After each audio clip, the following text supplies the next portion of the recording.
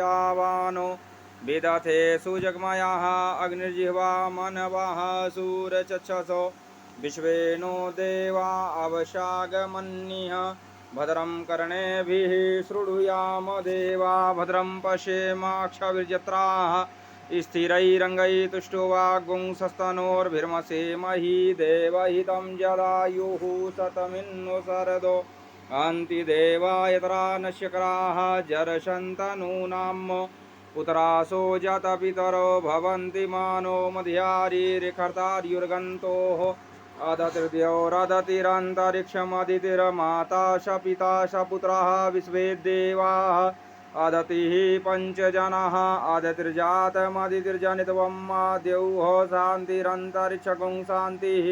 पृथिवी शान्तिरापः शान्तिरोषधयः शान्तिः वनस्पतयः शान्तिर्विश्वे देवाः